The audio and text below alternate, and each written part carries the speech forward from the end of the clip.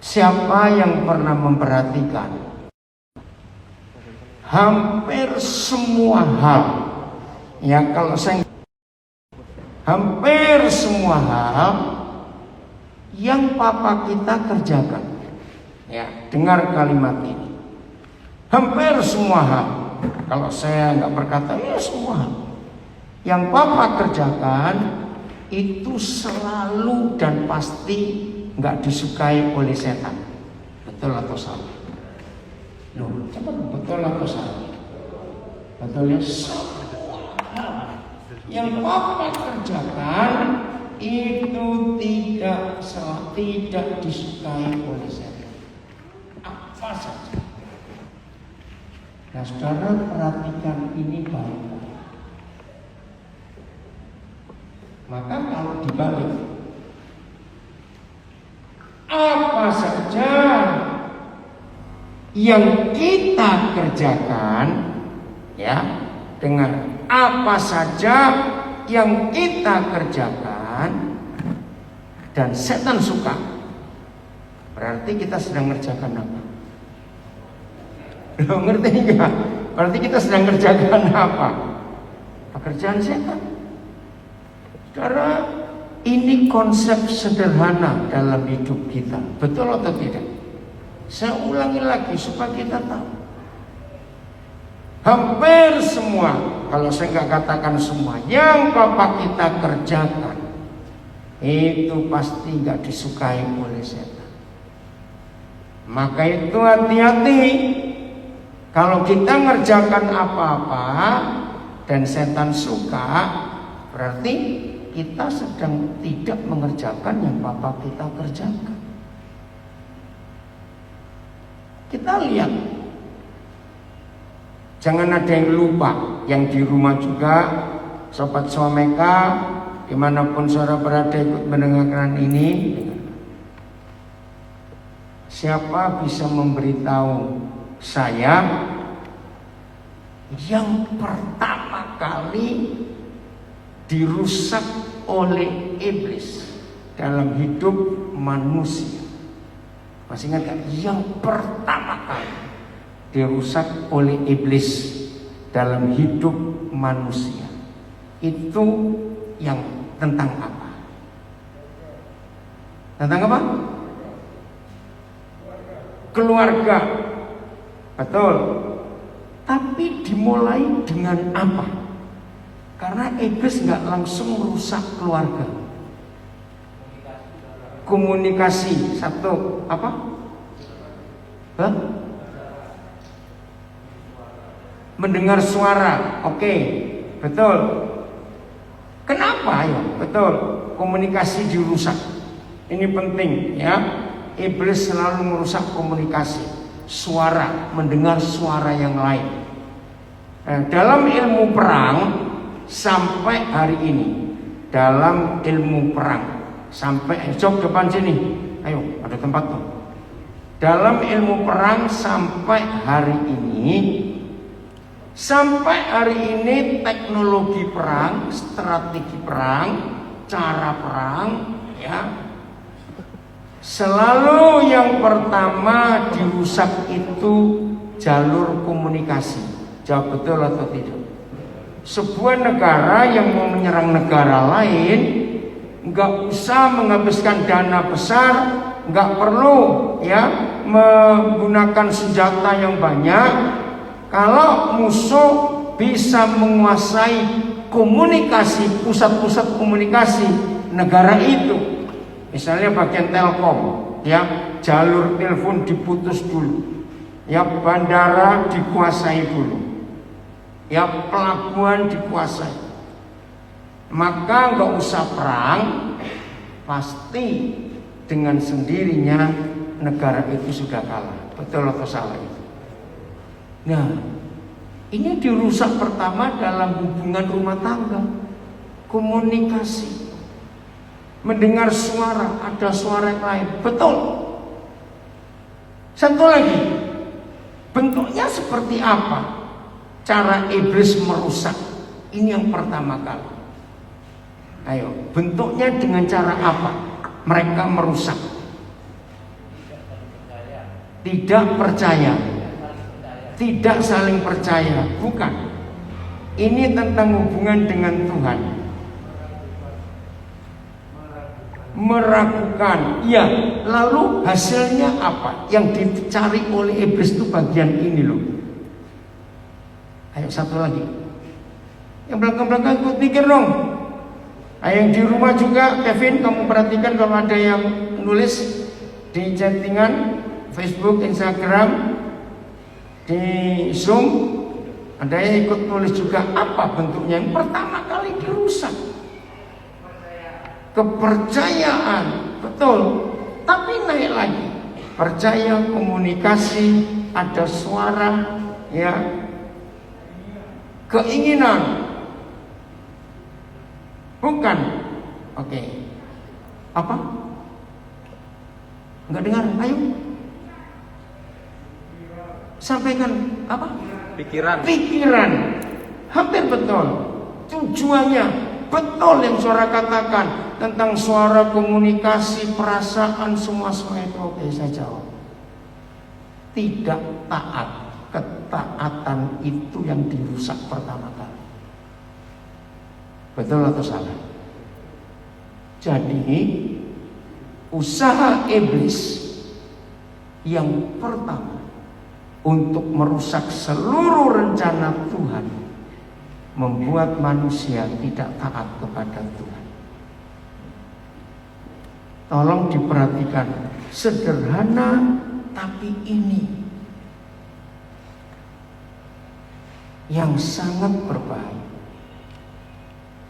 Hari Jumat kemarin dulu, ya, nggak tahu Ramon Fengli sudah bangun atau belum. Pagi-pagi ada tamu itu, sebelum 6:30 Jumat, sampai kaget. Belum? Sudah bangun mereka.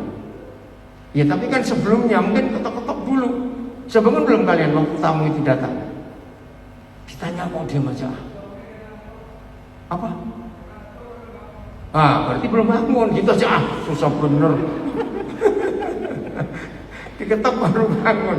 Kan pagi-pagi. Nah, seingat saya nggak ada janjian, nggak ada orang janji datang pagi. Padahal Jumat itu saya cukup sibuk. Jam 8-nya saya harus pelayanan gereja di Philadelphia, Amerika. Lalu jam 11 Zoom dengan Sungai Kehidupan. Lalu malam ada lagi. Wah, siapa datang pagi-pagi ini? Nah, akhirnya mereka suami istri langsung lewat di samping kamar kami. Ya, saya sudah kebangun. Saya pikir kenapa pagi-pagi datang? Ternyata cuma mau bilang terima kasih. Nah, setelah sekian lama mereka dinabiri. Saudara, Tuhan berkati hidup keluarga ini. Mereka cuma sampaikan, ternyata nurut, ketaatan itu luar biasa. Lalu dia cerita bagaimana keluarga ini belajar dengan kita di sini, melihat semua yang Tuhan kerjakan lewat kita. Justru dia ngambil kesimpulan. Tadinya terus terang saya mau jengkel nih pagi-pagi, padahal saya baru tidur 1:30. Selesai obrolan malam itu, masih urusan ini, sebelum 6:30 sudah dibangunin. Bayangkan. Tapi setelah mendengar cerita bagaimana hasil ketaatan itu, saya jadi seger kembali. Bahkan dia pesan, saya mengambil kesimpulan, kalau ada orang yang terus-terusan gagal, pasti dia sedang tidak taat. Enggak tahu dia enggak taat kepada siapa. Itu kesimpulannya, tidak taat. Nah, inilah yang pertama kali dirusak oleh iblis. Komunikasi, dengar suara, lewat perasaan, macam-macam saudara jawab tadi. Dan ujungnya iblis cuma mau merusak satu. Apa itu? Supaya manusia tidak taat. Kenapa tadi saya tanya pujian yang terakhir kita nyanyikan bagus sekali, ya, tentang alam, ya. Saya mau tanya, Manusia atau alam? Kalau saya berkata alam itu termasuk pohon-pohonan, binatang, ya, alam. Kalau kita melihat dengan fakta, manusia atau alam yang lebih taat kepada Tuhan? Ayo jawab, manusia atau alam? Alam. Nah, maka itu kalau saudara nggak taat-taat, belajarlah dari binatang.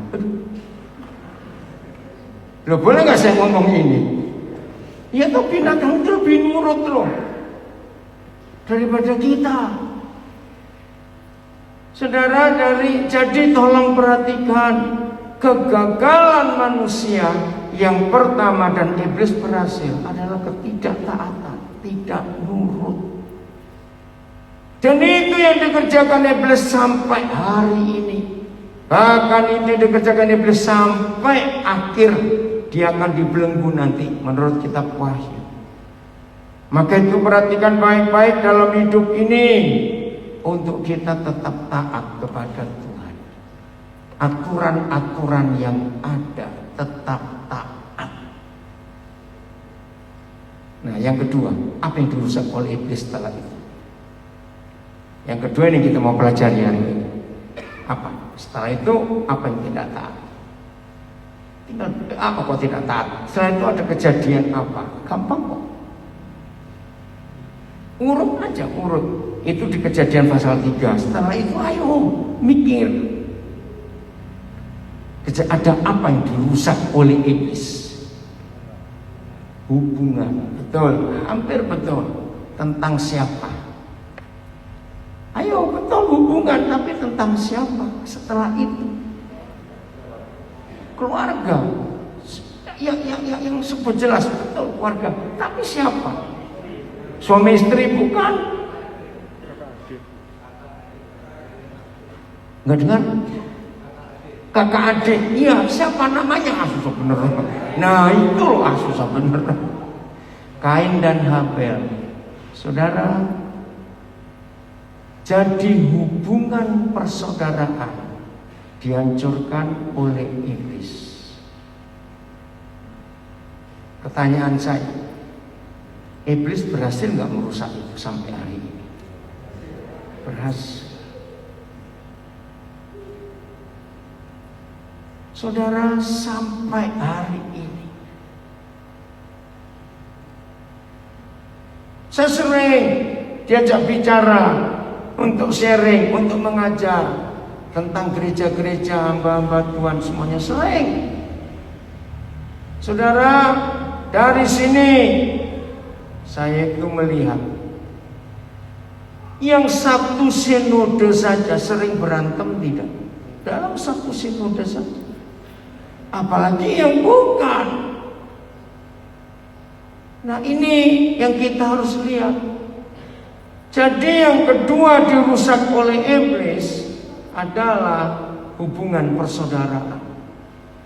Dan celakanya iblis berhasil. Maka itu jaga masalah hubungan ini. Jaga. Dan penyebab yang pertama dalam hubungan ini yang iblis selalu buat, curiga, iri hati. Renungkan dua kata ini, curiga dan iri hati. Betul atau salah? Saudara, ternyata sangat mudah. Sangat mudah. Iblis itu membuat kita curiga satu dengan yang lain. Ayo, gampang gak manusia curiga dengan yang lain? Sangat gampang curiga. Ini yang kita harus perhatikan. Yang kedua itu iri hati. Nah, kapan manusia tidak pernah bisa mencurigai yang lain dan gak bisa iri hati terhadap yang lain? Itu gara-gara apa? Mati. Apa? Hati. Mati. Mati. Mati. Bukan. Bukan. Sebelumnya itu cepat yang Kevin mati. Ayo. Apa? Terbuka, bukan. Curiga, iri hati. Yang paling banyak iblis buat itu gara-gara apa? Kalau ada apa? Rahasia, bukan. Keinginan. Apa Excel? Tidak percaya. Oke, tapi ini sesuatu. Kepahitan. Yang belakang? Ya, uang, kekayaan, materi.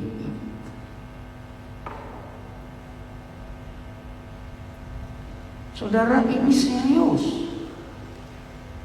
Orang bisa mencurigai yang lain, orang bisa iri hati pada yang lain, itu karena merasa dia tidak aman. Betul atau tidak? Ketika orang itu merasa tidak aman, ada orang baru datang, ada orang gini langsung curiga karena, wih, jangan-jangan, nah istilahnya, jatah makanku diambil.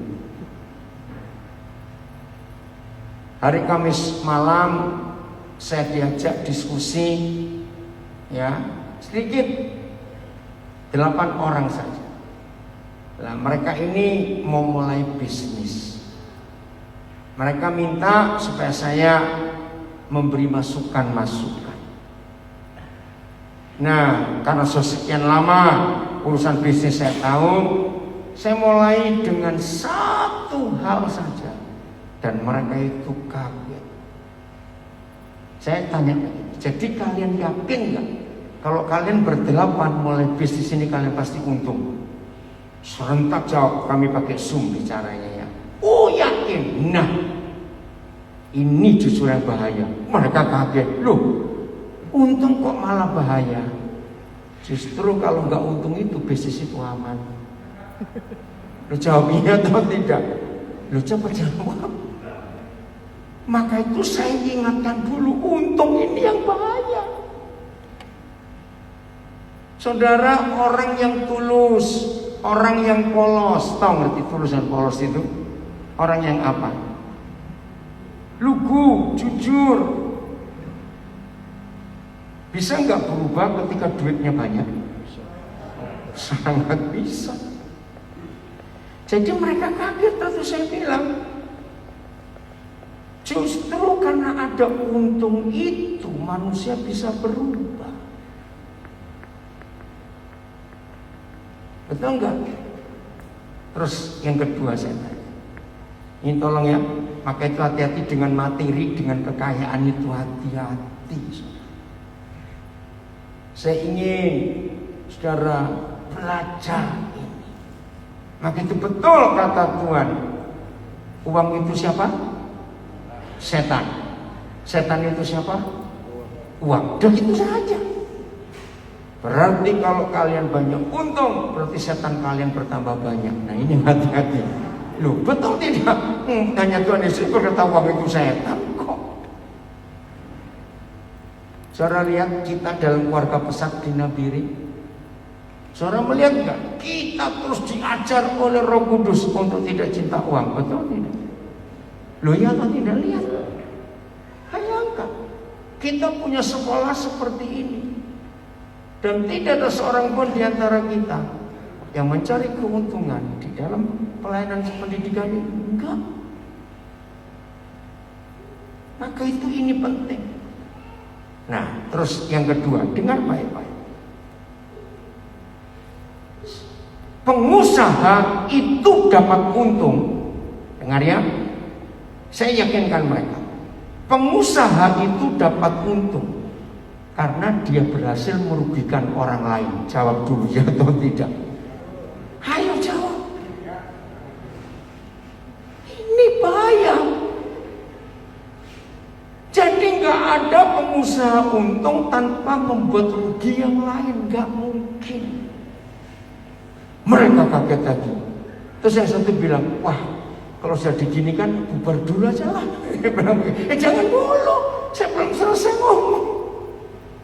Nah terus bagaimana caranya pengusaha itu untung tapi tidak merugikan yang lain. Saya tantang mereka, ayo kira-kira ingin tahu tidak? Kalau nggak ingin tahu saya nggak mau ngomong, saya. Bingung mereka. Karena fakta. Ini yang namanya kapitalis. Selalu memikirkan kapitalnya, untungnya. Gak apa-apa. Dan itu memang hukum alam.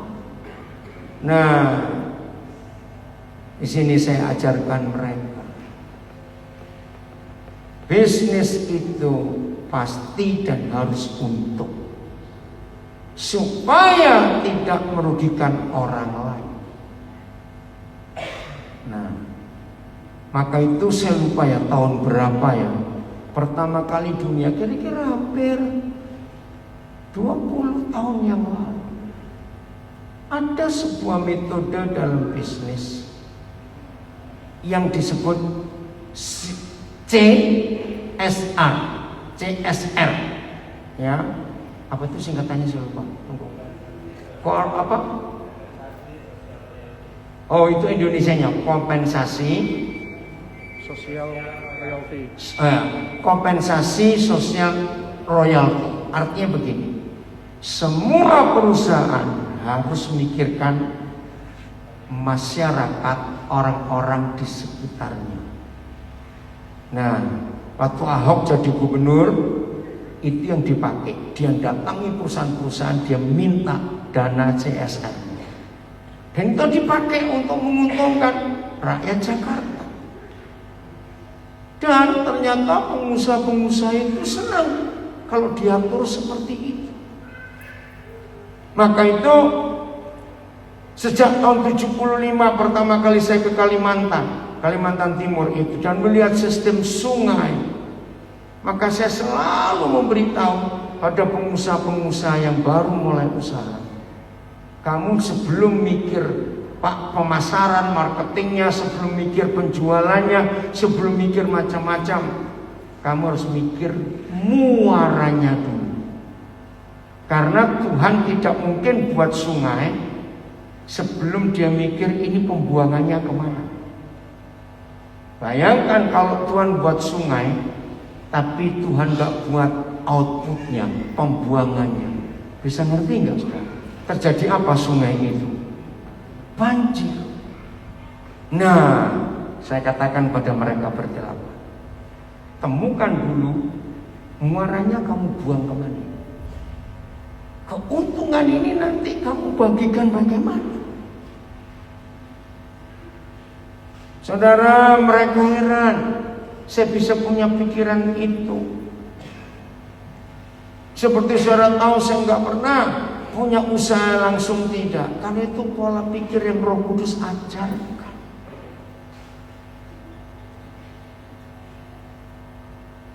Maka itu dalam dunia bisnis, pertama dimulai oleh orang tua mereka. Orang tua meninggal, diteruskan anak-anaknya. Dan biasanya kalau sampai generasi ketiga sudah bubar, yaitu cucu-cucu.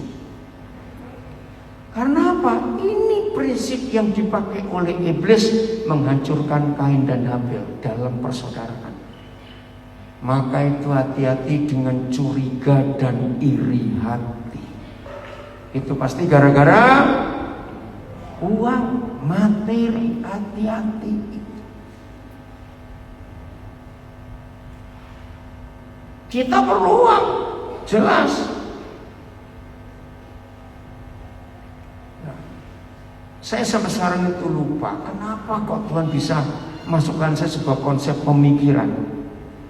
Nah, baru pertengahan bulan yang lalu, Oktober, ternyata ada seseorang yang sudah lama saya nggak ketemu. Saya sudah lupa juga apa itu prinsip yang Tuhan ajarkan. Terus dia nyapa saya, karena dia sempat mengikuti berapa kali saya live di Facebook, Instagram. Pak Daniel, terima kasih. Berapa puluh tahun yang lalu saya pernah dengar Pak Daniel khotbah. Tentang apa yang mana? Masih ingat tentang kapal dan air? Saya bilang, oh iya. Saudara, luar biasa. dalam prinsip hidup ini. Kapal itu perlu air, betul tidak? Kalau nggak ada air, kapalnya jadi apa? Ayo, jadi apa kapalnya? Hiasan, nggak berfungsi, betul? Tapi nggak ada kapal bodoh ngizinkan airnya masuk ke dalam kapal. Betul atau salah? Bagaimana kalau ada kapal bodoh, airnya disuruh masuk ke dalam kapalnya? Ya. Uang itu air, kapal itu kita. Dalam hidup ini kita perlu air. Ngerti nggak? Kita perlu uang. Tapi uang tidak boleh masuk ke hidup kita. Air nggak boleh masuk ke hidup kita. Ayo, jadi apa kalau air masuk ke hidup kita? Tenggelam. Nah, itu dikatakan dalam 1 Timotius 6. Siapa yang ingin kaya akan jatuh ke dalam banyak hal. Coba kita lihat itu 1 Timotius 6 ayat yang ke-9 dan 10. Cuma 2 ayat, tapi ini menakutkan. Maka itu persaudaraan kita harus kita jaga. Buang curiga dan iri hati, nggak perlu ada itu. Udah? Baca sama-sama. 1, 2, 3. Tetapi mereka yang ingin kaya, 1 terjatuh ke dalam pencobaan, 2 ke dalam jerat, 3 ke dalam berbagai-bagai nafsu yang hampa, 4 yang mencelakakan, 5 yang menenggelamkan manusia ke dalam keruntuhan dan kebinasaan. 7 ayat 10. Wih, ngeri sekali. Ingin kaya. Terus 1, 2, 3. Karena akar segala kejahatan ialah cinta uang. Sebab oleh memburu uanglah, mengejar uang, beberapa orang telah menyimpang dari iman dan menyiksa dirinya dengan berbagai-bagai duka. Tidak ada buku lain di dunia yang pernah mengatakan tentang uang setajam 1 Timotius 6 ini. Tajam enggak hal ini? Maka itu hati-hati dalam semua pelayanan kita. Kita harus terus meyakinkan diri kita dalam semua bentuk pelayanan kita. Anak-anak yang di asrama, kalian ada di sini, dengarkannya. Kalian harus selalu jadi orang papa yang paling hebat untuk hidup kalian. Katakan amin, anak-anak. Dan itu jangan jatuh ke dalam semua jerat yang iblis buat, mengerikan sekali. Dan inilah kekuatan uang itu, bisa merusak hubungan. Ingat ilustrasi yang Roh Kudus berikan antara kapal dengan uang. Kapal itu jelas perlu air. Kalau nggak ada air, mereka nggak jadi kapal, nggak disebut kapal, karena nggak bisa berfungsi, cuma jadi hiasan. Tapi nggak boleh kapal mengizinkan air masuk ke dalamnya, pasti hancur. Saudara, ini konsep penting. Nah, dari kita semua, saya sering dengar saudara kita Joko berkata bahwa motivasi utama kalau dia harus buka usaha baru lagi, dan semua kita harus belajar. Joko selalu berkata kalau dia buka usaha baru, itu tujuan utamanya bukan untungnya, tapi memberi lapangan kerja untuk banyak orang. Maka itu kalau saudara ingin tahu rahasia kenapa Tuhan bisa berkati Joko seperti itu, yaitu karena dia ingin memberi lapangan kerja buat sebanyak-banyaknya orang. Ini prinsip. Jadi bukan mikir untungnya dulu secara materi, tapi bagaimana outputnya, muaranya sungai itu kemana. Nah, jadi hal kedua yang dirusak oleh iblis adalah hubungan persaudaraan. Hati-hati dengan itu. Nenek moyang orang Tionghoa ribuan tahun yang lalu sudah punya sebuah moto. Di antara 4 lautan, ternyata nenek moyang orang Tionghoa dari dulu saya tahu dunia ada 4 laut. Sampai sekarang laut ini ada 4 daerah. Di antara 4 laut ini, ternyata semua manusia itu satu keluarga. Itu filosofi yang luar biasa. Ini konsep penting. Yang ngerti bahasa Mandarin, sehai ija. Se itu 4, hai itu laut, ija itu satu keluarga. Dan itu filosofi yang tertulis di Alkitab. Maka itu kita tidak boleh membeda-bedakan warna kulit, suku. Itu kebencian Tuhan. Mari kita buka Ibrani 2 ayat 11. Nah, saya harus pelan-pelan menerangkan ini karena sulit kalau cepat-cepat untuk pengertiannya. Ada 4 kali kata mereka disebut di ayat ini. Ternyata mereka 4 kali ditulis satu ayat ini, merekanya beda semua. Nah ini harus hati-hati ya. Ibrani 2 ayat 11. Yang bagian sini nggak bisa kelihatan karena terhalang saya. Saudara lihat Alkitab saudara. Sebab ia yang menguduskan dan mereka yang dikuduskan. Nah ini mereka yang pertama. Mereka semua, mereka kedua. Ternyata mereka kedua dan mereka pertama itu beda. Mereka semua berasal dari satu. Satunya huruf besar atau huruf kecil? Siapa berarti? Tuhan. Terus itulah sebabnya ia tidak malu menyebut mereka 3 mereka saudara. Ini merekanya lain lagi. 3 atau 4-nya? 1, 2, 3 bukan 4-nya. Ternyata beda semua mereka di sini. Pelan-pelan ya, pelan-pelan. Sebab ia yang menguduskan dan mereka yang dikuduskan. Nah, mereka pertama itu siapa? Ayo,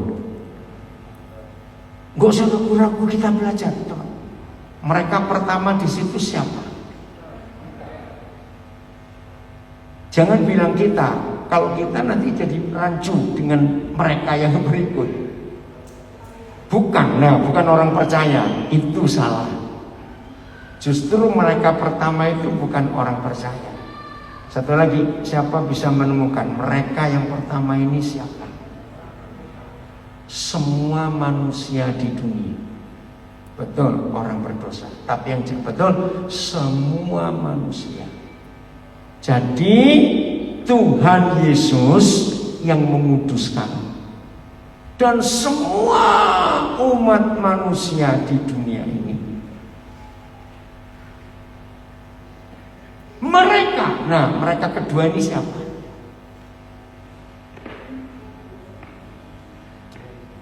Gereja bukan? Ayo mikir, siapa mereka yang kedua? Orang percaya? Bukan. Siapa? Gak dengar? Tolong, suara siapa? Immanuel? Tuhan. Tuhan kok mereka? Dari sini? Ada suara dari sini tadi apa? Bukan. Mereka yang kedua. Mereka semua. Nah siapa mereka itu? Ayo, nggak masalah, nggak apa-apa. Siapa? Kita. Bukan mereka pertama. Oke, cepat. Apa itu? Ada kejauhan. Oke, saya jelaskan. Tuhan tolong Tuhan supaya saya juga nggak salah ngomong. Gimana ini? Sebab Yesus yang menguduskan dan semua umat manusia yang Dia akan kuduskan, seperti kata. Mereka itu yang kedua, Yesus dan kita dan manusia, bukan saya nggak berkata kita ya, karena kita nanti masuk mereka yang kedua, yang ketiga. Ngerti enggak? Nah belum, itu wajahnya masih ada tanya kok itu. Belum, masih kelihatan. Ini loh hebatnya Tuhan. Oke. Kalau saya berkata dengan saudara dan orang di luar kita nyebut kita ini siapa? Nah, sekarang jelas. Jadi saya sedang mengajar saudara di sini dan saudara mendengar saya mengajar, maka kalau ada orang lewat di luar kita, oh mereka sedang ibadah. Jadi mereka yang kedua ini siapa? Yang menguduskan dan yang dikuduskan. Jelas? Berasal dari satu. Berarti kita ini saudara atau tidak? Dalam 8 minggu ini saudara, saya diminta oleh gereja-gereja Pentakosta di Indonesia, di Palembang, untuk sharing. Itu mereka memberikan tema. 2 minggu lalu mulai Adam dan Hawa. Lalu belum lama Kain dan Habel. Nanti mereka minta tentang Nuh dengan keluarganya. Nanti minta tentang Abraham. Itu sampai 8 kali. Lalu kalau hari Senin mereka minta saya ngajar tentang khotbah di bukit. Nah ini baru seri pertama, Matius 5 ayat 3. Berbahagialah orang yang miskin di hadapan Tuhan. Nah nanti minggu depan mulai ayat 4. Terus ayat 5. Nah saya bersyukur melihat firman Tuhan itu luar biasa.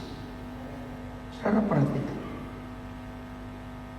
Jadi semua manusia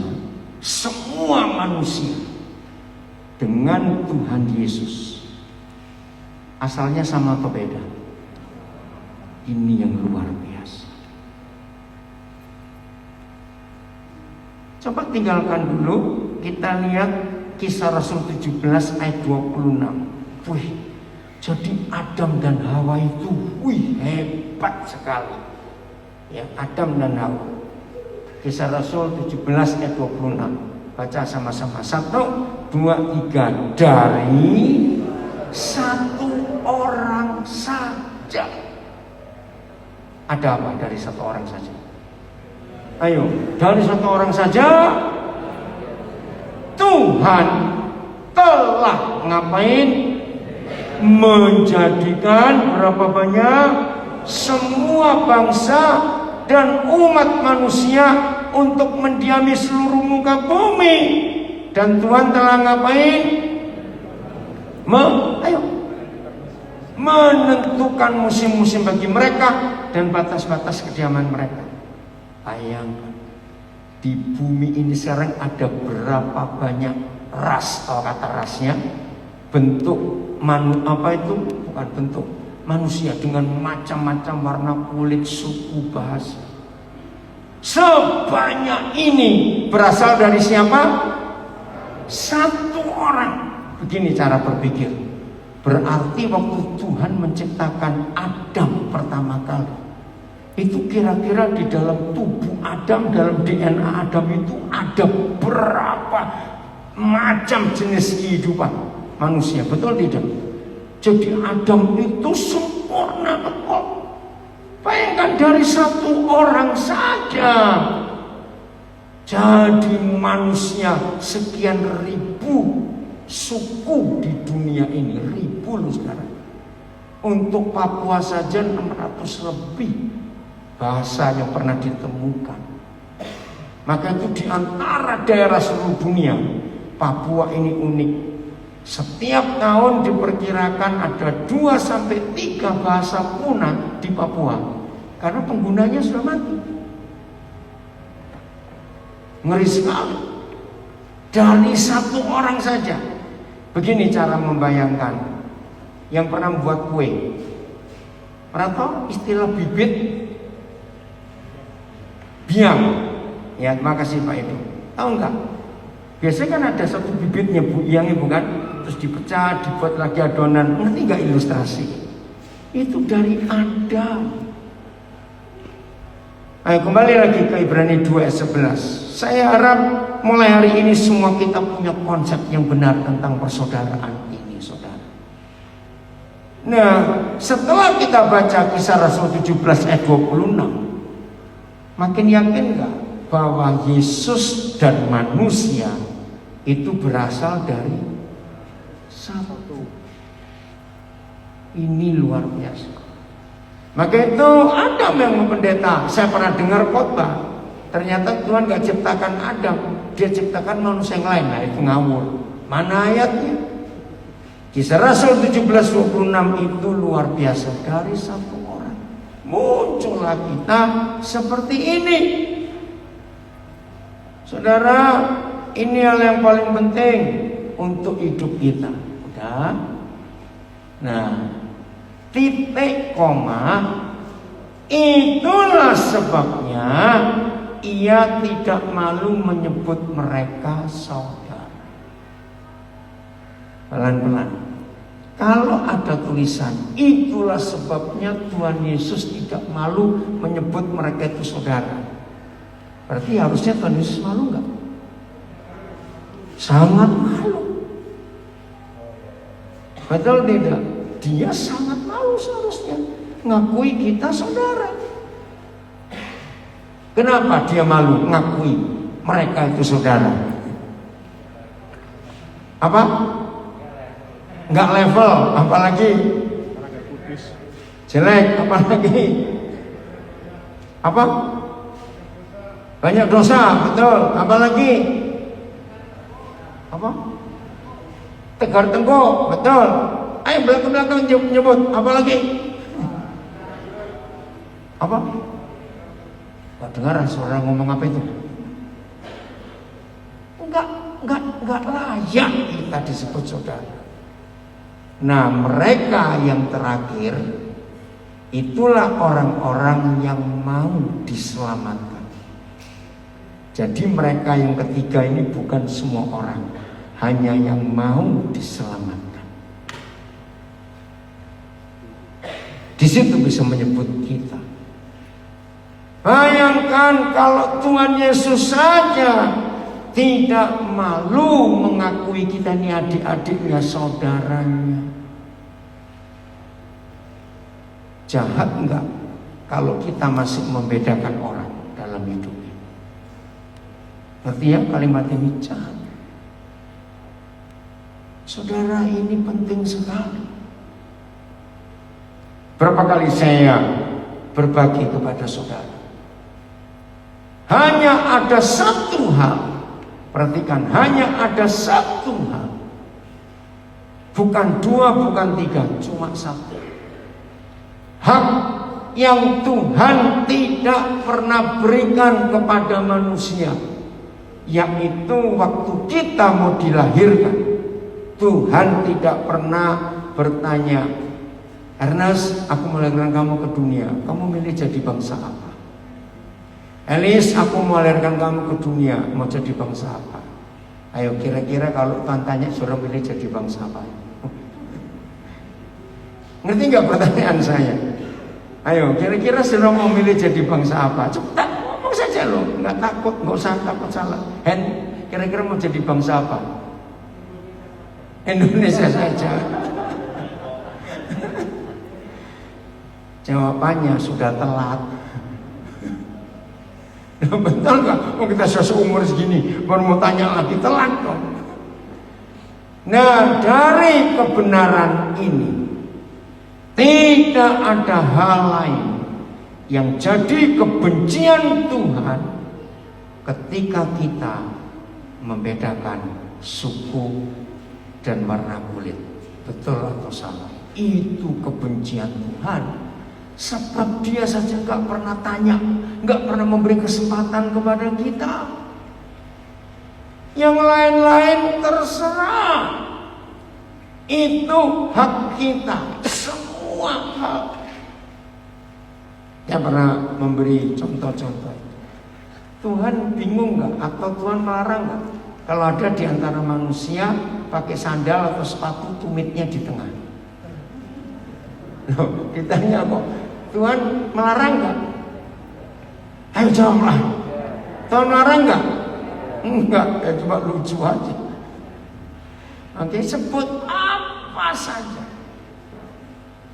Semua itu hak kita. Apa saja, cuma satu yang tidak. Waktu kita mau dilahirkan, Tuhan gak pernah tanya. Maka itu jangan sekali-kali dipakai oleh iblis. Saudara lihat di Amerika sampai hari ini gak selesai. Antara kulit putih, kulit hitam perang terus. Itu iblis berhasil. Apa yang dia buat di Taman Eden, bukan Taman Eden, dibuat di keluarga yang pertama di dunia.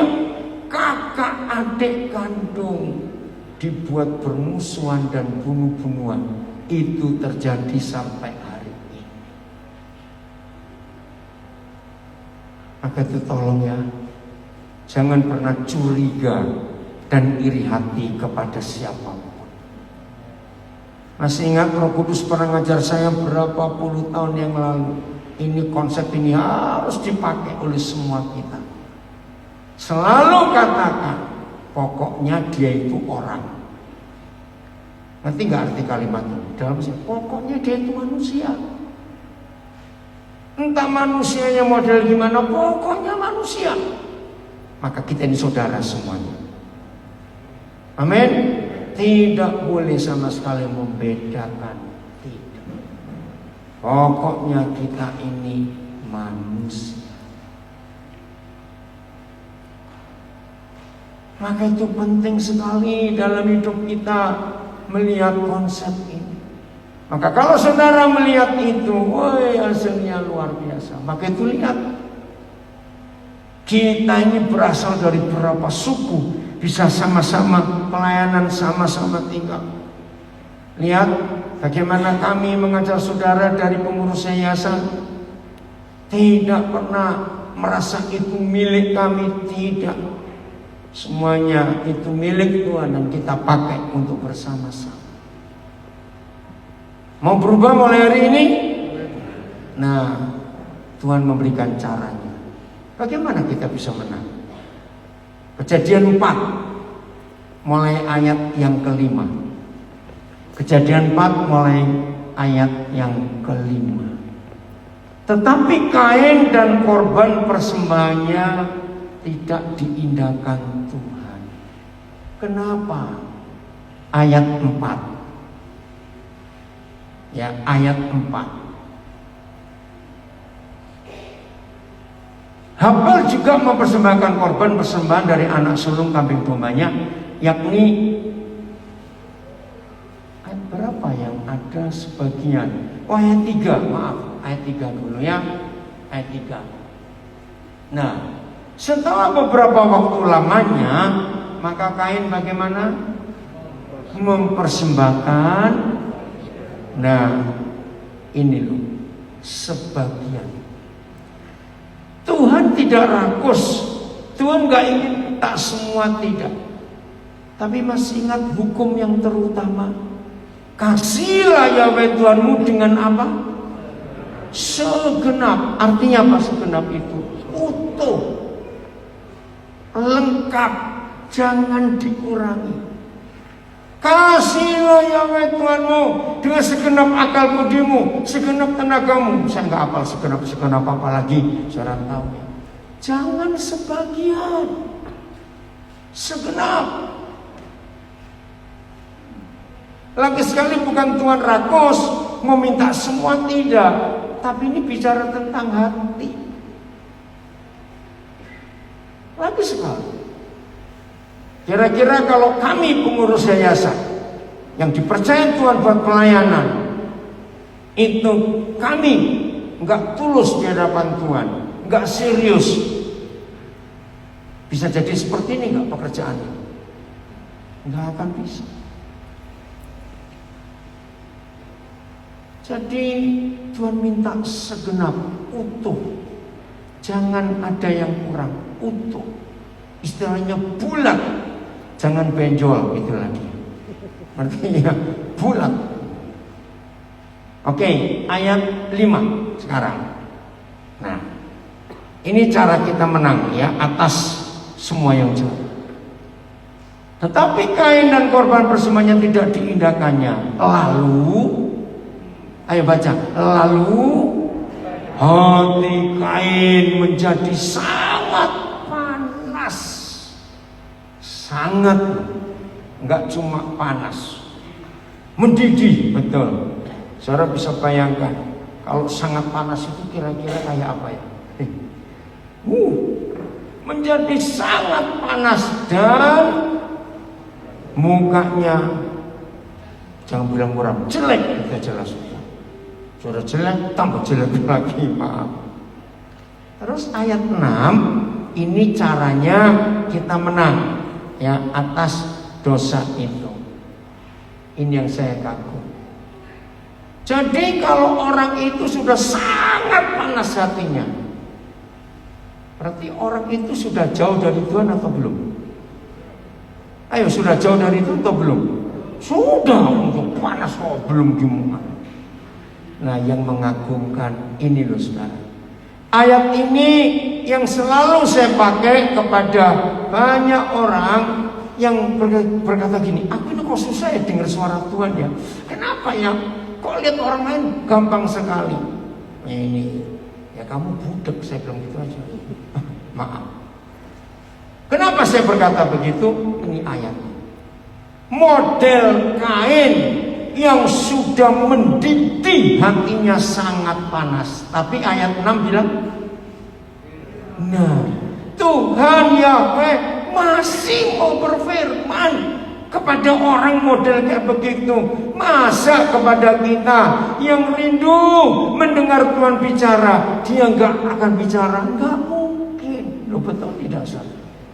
Kepada Kain yang sudah jahat seperti itu, Tuhan masih mau bicara kok. Masa kepada kita tidak? Ini iman kita yang benar. Jadi percaya Tuhan tetap mau bicara kepada kita. Nah, firman Yahweh kepada Kain, mengapa hatimu panas dan mukamu muram? Adalah yang salah dia. Nah, disinilah ada kecemburuan atau iri hati Kain kepada Abel. Maka itu saya katakan dari awal tadi, hati-hati curiga dan iri hati, hati-hati. Itu bahaya sekali. Ayat 7. Nah, ini cara kita menang atas setan. Ayat 7. Apakah mukamu tidak akan berseri Kain jika engkau apa? Nah, Tuhan sudah tahu Kain punya rencana jahat. Nah, dari ayat ini kita belajar ternyata tidak ada dosa yang mendadak. Ngerti nggak? Tidak ada dosa yang tiba-tiba, nggak ada. Semua perbuatan dosa pasti sudah. Kenapa jasmani? Ngomong apa dia? Apa? Apa jas? Tidak seperti petir. Oh, petir. Iya. Ingat, tidak ada dosa yang mendadak atau tiba-tiba. Semua dosa pasti ada pendahuluannya. Kalau saudara main musik sebelum lagu pasti ada intronya, ngerti enggak? Ya. Nah, itu dosa. Maka itu kalau kita jatuh dalam dosa, aku nggak sengaja, nggak semuanya kita aja. Yang nggak ngerti nggak usah tahu apa itu, enak aja, nggak sengaja. Semua dosa sudah direncanakan. Maka itu Tuhan negur Kain. Apa kamu tidak akan bersedih jika kau berbuat baik? Nah, tetapi teruskan. Ayo, jika engkau tidak berbuat baik. Wah, ini keren. Nggak, siapa? Ayo, siapa? Cepetan. Dosa. Ngapain? mengintip, sudah mengintip di depan pintu. Nah, sampai di sini kita belajar. Berarti dosanya sudah masuk atau belum? Belum. Nah, saya beri ilustrasi. Suatu malam, saudara mau tidur, tiba-tiba di depan jalan depan rumah saudara ada orang mondar-mandir ngeliatin rumah. Apa saudara tawari, silakan masuk. Lalu ditanya kok, ayo saudara buka pintu, terus tawari silakan masuk. Ya atau tidak, cepetan. Loh kenapa enggak? Apa? Ngerti nggak ilustrasi ini? Nah, jadi dosa itu sudah ngintip di depan pintu. Nah, sampai di sini sebetulnya Kain sudah berdosa atau belum? Belum, karena baru ngintip depan pintu. Maka itu saya ulangi lagi, semua dosa itu ada pendahuluannya, ada intronya, tergantung kita. Orang mau membunuh, orang mau mencuri, orang mau buat jahat, semuanya ada pendahuluannya. Tolong dicatat. Disitulah datang firman Tuhan. Percaya enggak? Yang enggak Kristen pun Tuhan tetap bisa berfirman pada orang itu. Coba percaya tidak? Ya itulah Tuhan kita yang luar biasa. Sekarang tergantung kita. Mau terima atau mau nolak, tergantung kita. Dosa sudah ngintip di depan pintu, titik koma. Terus, ayo Tuhan bilang apa kepada Kain? Ia sangat menggodai kamu. Wih, tegas Tuhan itu. Nah saudara, di bagian ini seringkali kita gagal. Sangat menggodai. Nah, Papa memberikan cara bagaimana untuk menang. Harus berpuasa. Ayo, kalimat terakhir 1, 2, 3. Tetapi saya gitu loh, kepala. Tetapi saya harus berkuasa atas. Kalau Papa berfirman kita harus berkuasa atasnya, berarti dijamin menang atau kalah? Jawab, dijamin menang atau kalah? Menang. Pasti dia menyertai. Oh, terima kasih Bapak, terima kasih. Maka itu saudara, saya pakai istilah ini. Iblis sering menggelitik enggak? Tahu kata menggelitik ya? Kitik-kitik gitu. Tahu? Iblis sering nggak gelitik hati kita untuk nggak suka si A, ya curiga pada si B. Sering nggak? Cepat jawab. Sering.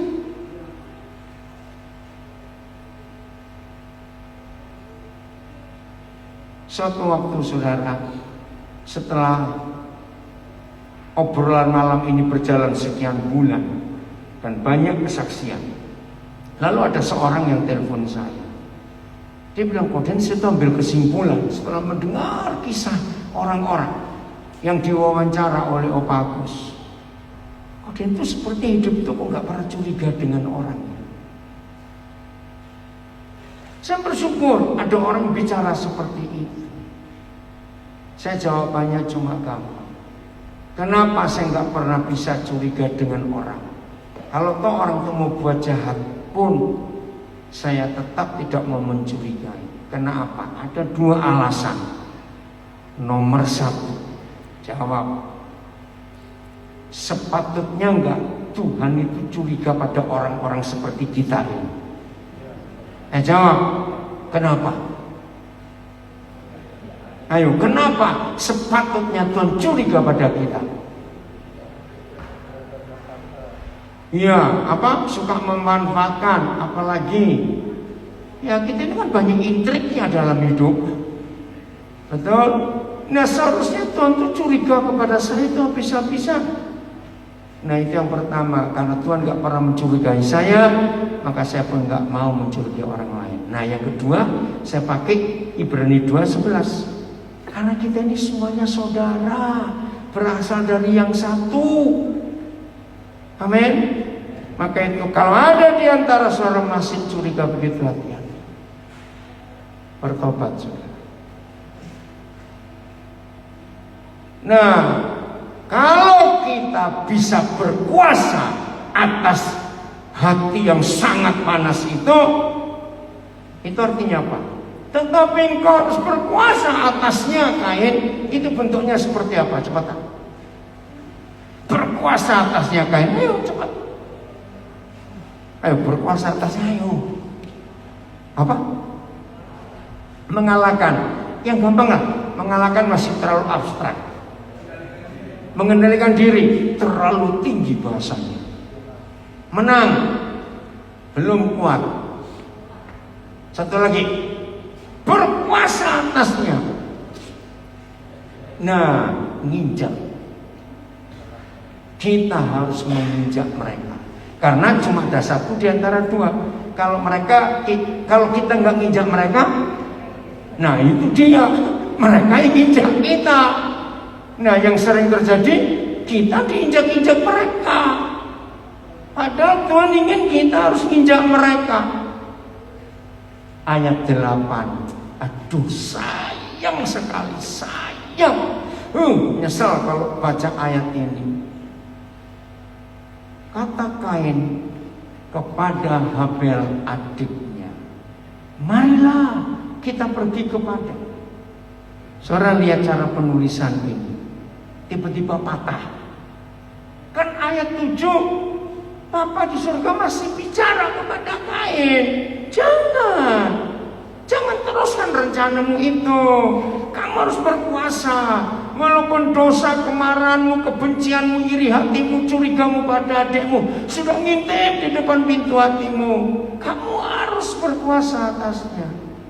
Nah, tiba-tiba ditulis kata Kain kepada Habel. Itu menunjukkan Kain itu bagaimana sikapnya. Keras, apalagi mengabaikan, apalagi nggak mau dengar, kembali nggak mau taat. Saudara bayangkan, itu istilah saya, tiba-tiba patah ayat itu. Kain keras kepala, keras hati, nggak mau dengar Tuhan bicara apa. Coba lihat antara ayat 7 ke ayat 8. Kain sebetulnya masih punya kesempatan nggak? Masih. Tapi sayang, kesempatan itu nggak digunakan. Maka itu saudara, dalam hidup kita hati-hati yang masih cemburu, iri hati, curiga. Hati-hati. Itu pekerjaan iblis. Tolong ya, di antara kita semua, termasuk mengikuti dari rumah. Tolong, ayo mulai hari ini kita saling ingatkan. Kalau ada di antara kita tiba-tiba ngomong, kamu hati-hati loh dengan dia. Saudara sampaikan firman ini. Kita nggak boleh curiga pada orang. Ya, kita harus tetap saling mengasihi, kita ini saudara. Kalau Tuhan beri kesempatan kita memperingatkan, peringatkan. Betul? Tapi jangan kita curiga. Itu kebencian Tuhan. Jadi jaga ya hubungan Kain dan Habel ini. Tapi Kain keras kepala. Dia melanjutkan apa yang dia inginkan. Akhirnya terjadi pembunuhan itu. Mau kita berubah mulai hari ini, saudara. Lakukan firman ini. Ingat, jadi semua kita ini walaupun warna kulit beda, kita adalah saudara dari satu Bapa. Maka itu nggak boleh ada iri hati, nggak boleh ada curiga, nggak. Kita ini semuanya saudara, karena Tuhan Yesus sayang kita semuanya. Ayo kita semua jadi pelaku firman ini, amin. Maka dunia akan jadi indah kalau kita melakukan firman Tuhan. Tuhan Yesus memberkati kita semuanya. Ini anugerah Tuhan yang besar untuk kita. Mari kita menghampiri Tuhan.